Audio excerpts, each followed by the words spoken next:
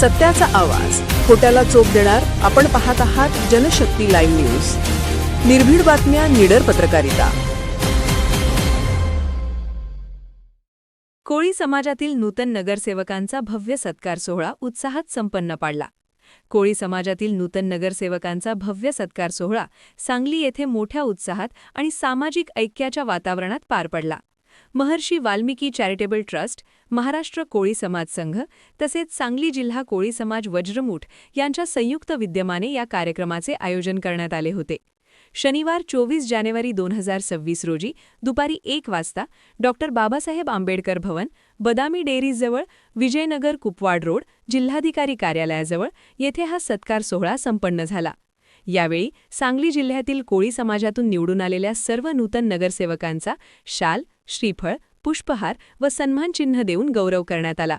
उपस्थित मान्यवरांनी नूतन नगरसेवकांचे मनपूर्वक अभिनंदन करत समाजहितासाठी प्रामाणिक, पारदर्शक व विकासाभिमुख कार्य करण्याचे आवाहन केले.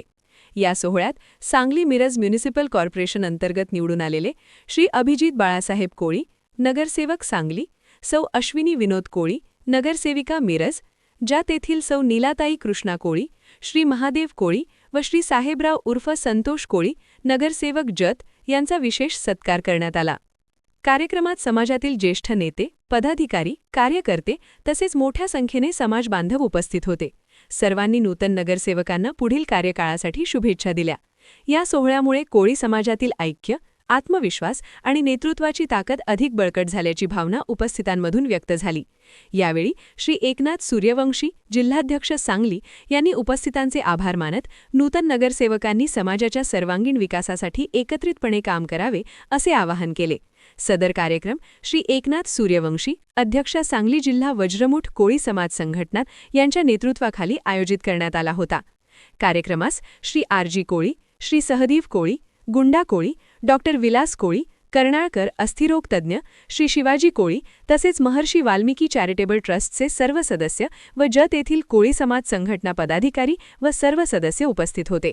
कार्यक्रमाच्या यशस्वी आयोजनासाठी आयोजक, स्वयंसेवक व समाज कार्यकर्त्यांनी विशेष परिश्रम घेतले.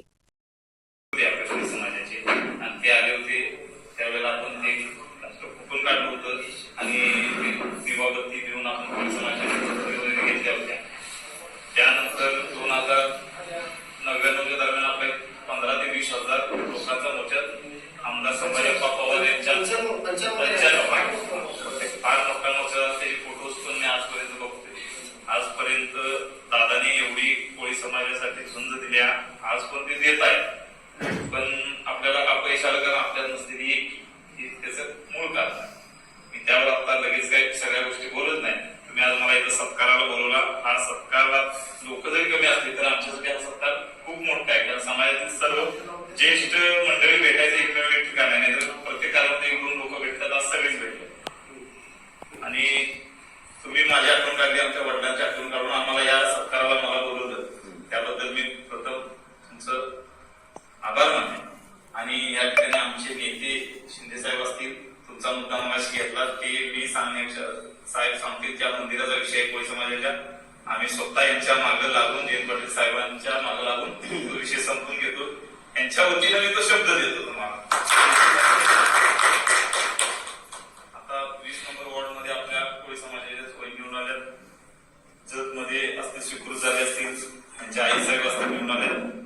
कोळी समाजाच्या दृष्टीने चांगली गोष्ट आहे. समाजाच्या दृष्टीने सर तुम्ही कोळी समाज नसला तर या कार्यक्रमाला म्हणजे तुमचा आम्हाला पाठिंबा आहे असं काय. आणि माझ्यासाठी एक चांगली गोष्ट आहे की याच ठिकाणी कर्नाळकर साहेबांनी ज्यांचं हॉस्पिटल आहे, तुमच्या हॉस्पिटल संदर्भात मी भरपूर ऐकलंय, तुमच्याबद्दल पण मी ऐकलं तरी आपली भेट नाही होत. मेडिकल क्षेत्रात ही निवडणूक जिंकायचं माझं खरं कारण होतं ते म्हणजे मेडिकल क्षेत्रात काम करणं. 3 वर्षापूर्वी आम्ही सर जयंत पाटील साहेबांच्या वाढदिवसानिमित्त जनशक्ती लाईव्ह न्यूज चॅनलला लाईक करा, शेअर करा आणि सबस्क्राईब करा.